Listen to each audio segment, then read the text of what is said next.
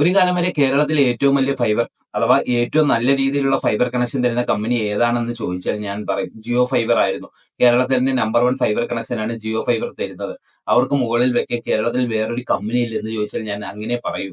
പക്ഷേ ഇപ്പോൾ വന്ന് വന്ന് ജിയോ ഫൈബർ വളരെയധികം ശോകമായി കൊണ്ടിരിക്കുകയാണ്.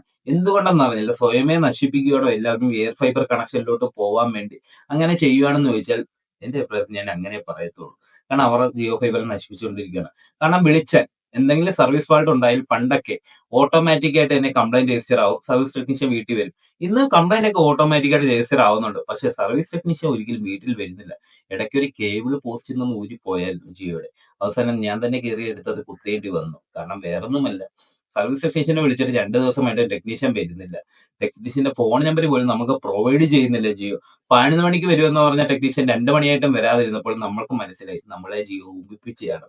അതിനകത്ത് തന്നെ ഞാൻ തന്നെ പോസ്റ്റിൽ കയറി അവസാനം കേബിളൊക്കെ നോക്കി ചെക്ക് ചെയ്തു. നമ്മൾ തന്നെ കുത്തേണ്ട അവസ്ഥ വന്നു. കാരണം വേറൊന്നുമല്ല, പോസ്റ്റിൽ നിന്നും ജിയോയുടെ പോളിൽ നിന്നും നമ്മുടെ KCB പോസ്റ്റിലേക്ക് ഒരു കണക്ഷൻ പോകും.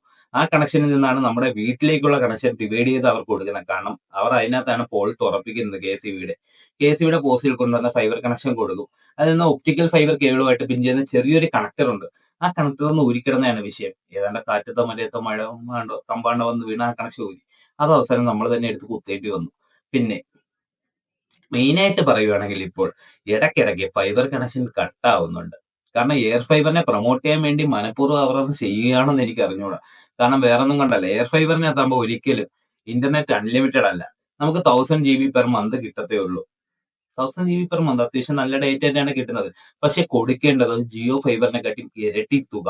അതായത് 470 രൂപയ്ക്ക് നമ്മൾ ചാർജ് ചെയ്യേണ്ടത് ജിയോയുടെ തന്നെ എയർ ഫൈബർ എത്താൻ നേരത്ത് ഏകദേശം 899 പ്ലസ് GST വരുന്നുണ്ട്. പിന്നെ അവർ അതിനകത്ത് OTT ചാനൽ പ്രൊവൈഡ് ചെയ്യുന്നുണ്ട് എന്ന് പറയുന്നുണ്ട്. പക്ഷെ എയർ ഫൈബറിന് എപ്പോഴും ഒരു കുഴപ്പമുണ്ട്. കാരണം ജിയോ ഫൈബറിന്റെ അത്ര സ്പീഡ് അത്ര ഒരു റിലയബിലിറ്റി നമുക്ക് കിട്ടണമെന്നില്ല. കാരണം എയർ ഫൈബർ എപ്പോഴും വർക്ക് ചെയ്യുന്നത് ജിയോയുടെ മൊബൈൽ ടവറിൽ നിന്നുള്ള ഡേറ്റ സ്വീകരിച്ചാണ്. പക്ഷെ ജിയോ ഫൈബർ അങ്ങനെയല്ല. നമുക്ക് അതിവേഗ ഇന്റർനെറ്റ് ആണ് കിട്ടുന്നത് ഫൈബർ ഒപ്റ്റിക് വഴി. രണ്ടും തമ്മിൽ വളരെയധികം വ്യത്യാസമുണ്ട്. അതായത് ആനയും ആടും തമ്മിലുള്ള വ്യത്യാസമുണ്ട്. നമുക്ക് സ്പീഡും കുറവായിരിക്കും. നമുക്ക് അൺലിമിറ്റഡ് ആയിട്ടുള്ള ഇന്റർനെറ്റ് കിട്ടുകയില്ല. അതുകൊണ്ട് തന്നെയാണ് ഞാൻ പറയുന്നത് കുറച്ചു കാലം ഒന്ന് വെയിറ്റ് ചെയ്യൂ. കാരണം എയർടെൽ ഫൈബർ ഇപ്പോൾ അത്യാവശ്യം നല്ല രീതിയിൽ കണക്ഷനുകളൊക്കെ കൊടുത്തു തുടങ്ങുന്നുണ്ട്. അതിനാൽ തന്നെ കുറച്ച് നാൾ വെയിറ്റ് ചെയ്തിട്ട് അല്ലെങ്കിൽ നിങ്ങളുടെ വീടിന്റെ അകത്ത് എയർടെൽ ഫൈബർ കിട്ടുമെങ്കിൽ അവരെ കണക്ഷൻ എടുക്കുന്നതാണ് കുറച്ചും കൂടെ ബെറ്റർ. പിന്നെ ഒരു 3 മാസം കൂടെ വെയിറ്റ് ചെയ്താൽ സ്റ്റാർലിങ്ക് ഇന്ത്യയിലേക്ക് വരുന്നുണ്ട്. സ്റ്റാർലിങ്ക് ഇന്ത്യയിൽ തന്നെ കണക്ഷനുകളൊക്കെ കൊടുത്തു തുടങ്ങുന്നു. അങ്ങനെയാണെങ്കിൽ അതും ഒരു ബെറ്റർ ഐഡിയ ആയിരിക്കും. കാരണം അവരെ സംബന്ധിച്ച് നോക്കുകയാണെങ്കിൽ ഡയറക്റ്റ് സാറ്റലൈറ്റിൽ നിന്നാണ് ഡേറ്റ വരുന്നത്. നിങ്ങൾക്ക് ഈ മോഡോ അതിന്റെ ഒന്നും വലിയ ആവശ്യമൊന്നും വരുന്നില്ല. പിന്നെ പറയുകയാണെങ്കിൽ നമ്മൾക്ക് ഏത് കാട്ടിലും കൂടെ കൊണ്ടുപോവാം എന്നതേ പറയാനുള്ളൂ.